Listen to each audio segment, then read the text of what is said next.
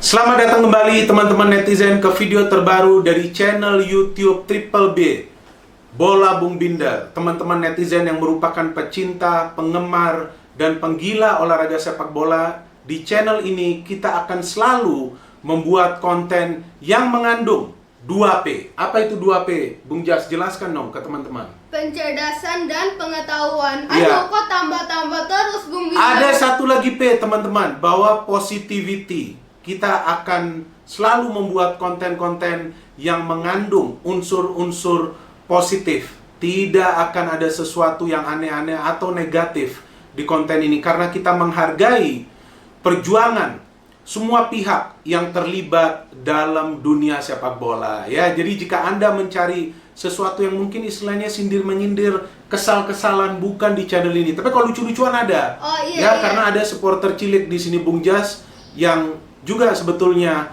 memiliki motivasi tinggi untuk belajar banyak tentang sepak bola. Ya, saya coba belajarin juga, tapi lebih banyak juga Bung Jas autodidak atau coba belajar sendiri. Lebih sering sekarang menyaksikan pertandingan-pertandingan sepak bola.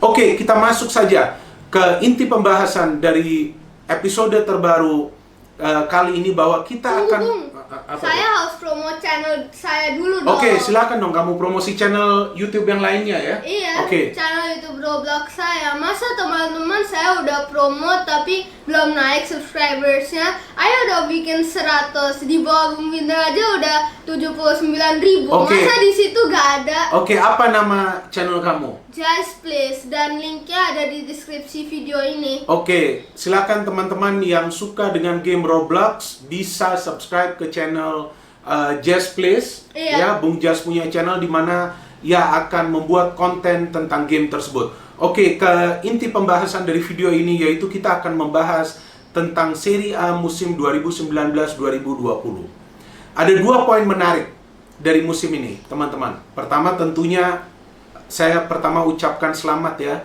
kepada teman-teman yang merupakan supporter dari klub Juventus, karena klub yang kalian support atau yang kalian cintai menjadi juara Serie A lagi dan kembali musim ini ya. Jadi total Juventus sudah juarai Serie A secara berturut-turut 9 kali Bung Jas. Juve terus ya, emang ya juara nggak bosan? Enggak dong, yang namanya pemain profesional akan terus haus kemenangan dan haus prestasi sampai ia pensiun. Bahkan ketika pensiun, ia akan menjadi pelatih dan coba juga meraih prestasi setinggi-tingginya.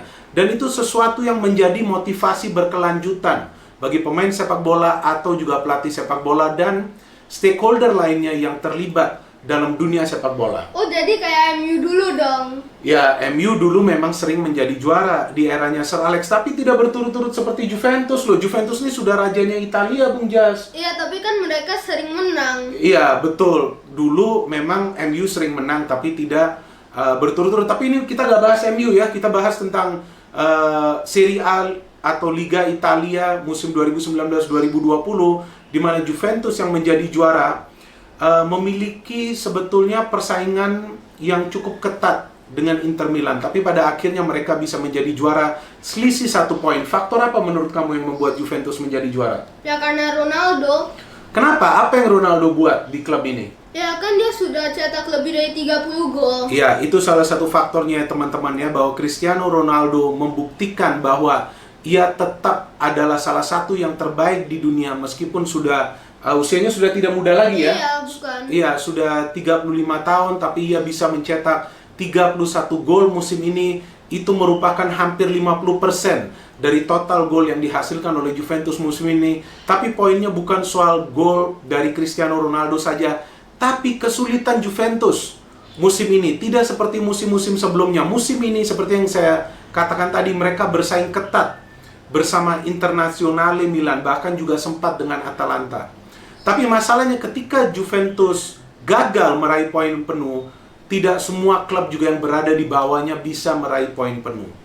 Dan pada akhirnya Juventus menjadi juara, padahal di final day yang baru saja dimainkan, mereka kalah melawan AS Roma di kandang sendiri dengan skor 1-3. Sebelumnya juga mereka kalah melawan Cagliari dengan skor 2-0. Apa yang terjadi dengan Juventus setelah restart atau kembali dimainkannya lagi Liga Italia? Mereka kalah total 4 kali. Ini berbeda, bertolak belakang dengan klub lainnya seperti Atalanta, apalagi AC Milan. Nah, ini yang memunculkan banyak pertanyaan bagi kita semua. Bahwa sebetulnya apa sih yang terjadi? Kalau saya melihat secara garis besar, sebetulnya manajemen Juventus mulai mencoba melakukan perubahan besar-besarannya, tapi step by step. Mereka mulai dari lini pertahanan, di mana sekarang ada beberapa pemain baru yang masuk ke sana. Salah satu yang memang menarik perhatian adalah De Ligt, yang memang dinilai belum padu. Ada juga Demiral, ya, kita tahu di sini Demiral adalah salah satu pemain asing juga yang dikontrak, juga masih berusia muda. Sebetulnya permainannya bagus, tapi ia cedera pada pertandingan melawan AS Roma, di mana ia mencetak gol pertamanya bagi Juventus juga. Ia absen selama 5 atau 6 bulan, ia sudah mulai kembali masuk di bench Juventus, tapi kita lihat bahwa ia belum tentu juga akan diberikan kesempatan main secara reguler. Kemudian ada juga Danilo yang sekarang mulai mengisi pos dari Cuadrado yang biasanya juga bermain di back sebelah kanan. Jadi ada cukup banyak pergantian yang dilakukan di defense yang sebelumnya mengandalkan Bonucci, Chiellini, di mana Chiellini tidak banyak bermain musim ini. Kita tahu ia juga tidak selalu fit, tapi Bonucci adalah pemain yang lebih sering bermain musim ini. Pemain yang juga sudah senior, ya, sudah 33 tahun. Di lini tengah juga kita tahu bahwa sudah mulai ada serangkaian perubahan. Ada Aaron Ramsey yang sudah sering bermain, ada juga Rabiot, ya, kecuali di lini depan, di mana tadi yang Bung Jas katakan bahwa Ronaldo menjadi pencetak gol terbanyak karena memang ia juga masih disupport oleh pemain-pemain yang musim lalu juga bermain bersamanya. Salah satunya adalah Dybala. Kemudian Higuain yang kembali masuk ke Juventus juga menjadi salah satu senjata bagi Juventus. Ketika Juventus sulit mencetak gol, maka Higuain akan masuk dan ia mencetak beberapa gol penting, salah satunya melawan Inter Milan saat ia mencetak gol pada saat itu. Jadi memang Juventus mulai melakukan perubahan yang sebetulnya lebih signifikan di lini pertahanan dan lini tengah. Ini yang mempengaruhi Juventus banyak kemasukan gol musim ini dibandingkan oleh musim lalu. Ditambah juga dengan fakta bahwa Sarri masih belum mampu meracik formula yang pas untuk membuat Juventus solid secara defense, karena ia lebih mementingkan bagaimana Juventus bisa memulai serangan justru dari lini tengah. Tapi kita tahu lini tengah di sini belum begitu kreatif.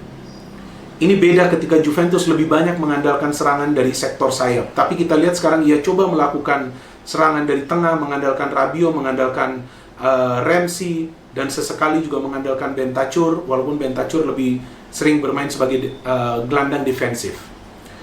Perubahan-perubahan inilah yang membuat Juventus tampak seperti tim yang berbeda daripada musim-musim sebelumnya.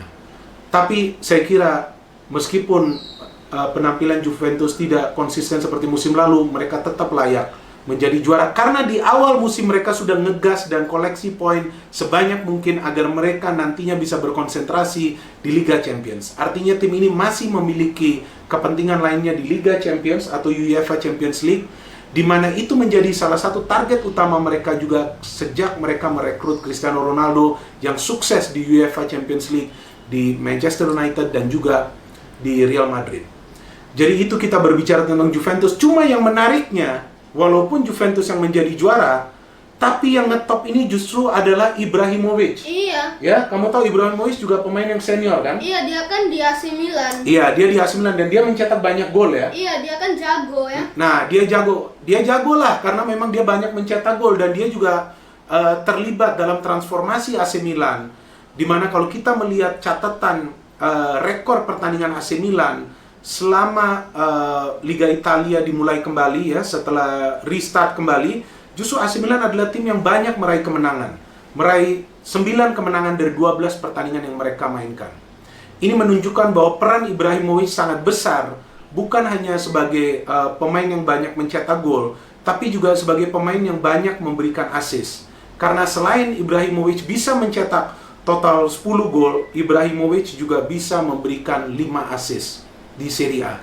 Itu yang mendongkrak performa Milan, di mana Milan beda dengan Juventus yang banyak masih mempertahankan pemain-pemain senior seperti yang tadi saya katakan, Chiellini, Bonucci, Higuain yang kembali, kemudian masih ada Dybala, ditambah juga dengan Sami Khedira yang pernah bermain beberapa kali, Cuadrado ya, atau siapa itu namanya tuh yang jelas ya, biar saya ajain yang jelas, kalau enggak nih nanti Anda akan komentar-komentar terus nih ya.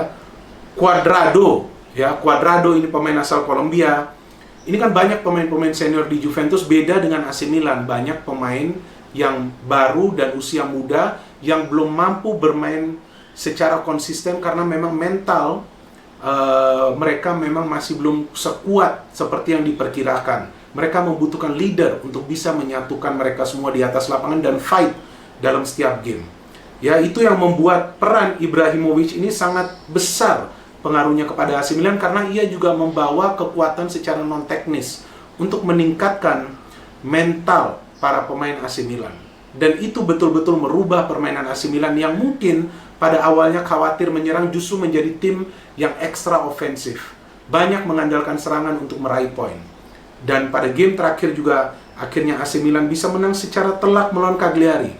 Luar biasa, mereka bisa menang melawan Juventus setelah tertinggal dengan skor 2-0. Jadi meskipun Juventus yang juara, tapi Ibra yang ngetop. Nama Ibra yang berkali-kali muncul di media bahwa ia adalah pemain yang memang merubah AC Milan menjadi kembali salah satu tim yang disegani di Serie A Liga Italia. Dan siapa yang menyangka, teman-teman, bahwa AC Milan yang pernah juga berada di peringkat papan tengah ya, atau mendekati zona degradasi, justru sekarang mengakhiri kompetisi di peringkat ke-6 dan mereka akan bermain di Europa League musim depan. Walaupun bukan Champions League, tapi paling tidak ini sesuatu yang lumayan lah bagi AC Milan yang di awal musim dikhawatirkan bisa jadi akan sulit untuk bertengger di papan tengah. Jadi Pioli yang merubah secara taktik bagi permainan AC Milan, lebih menyerang, tapi Ibrahimovic selain juga bisa berkontribusi sedikit secara teknis ya, tapi secara non teknis peran Ibrahimovic lebih besar mengangkat mental para pemain Milan lainnya. Jangan lupa masih ada Inter Milan juga yang melakukan perubahan yang signifikan dengan masuknya Conte dan pemain-pemain baru, tapi memang Inter salahnya satu, Jas. Bahwa mereka tidak bisa menang melawan Juventus dalam 2 pertemuan mereka di Serie A. Iya. Itu yang bedanya dengan AC Milan. Paling tidak AC Milan bisa menang 1 kali. Jadi, lagi-lagi poin saya bahwa Serie A musim ini adalah liga yang ketat, liga yang seru, karena ada kebangkitan AC Milan, ada Inter Milan juga yang bisa bersaing ketat bersama Juventus. Ada Juventus yang sempat kalah beberapa kali yang membuat mungkin orang juga ragu apakah mereka akan bisa juara atau enggak. Ada Atalanta yang performanya luar biasa. Jadi kita masih melihat bahwa Serie A adalah salah satu kompetisi yang bergengsi di Eropa saat ini. Ya, menurut kamu jadi sekarang siapa nih yang jago? Ibra atau Cristiano? Ronaldo dong. Ronaldo ya? Iya. Kenapa Ronaldo kamu lihat? Ya kan dia bagus, dia bisa skor golnya banyak banget. Iya, itu dia ya. Tapi bukannya kamu suka Messi?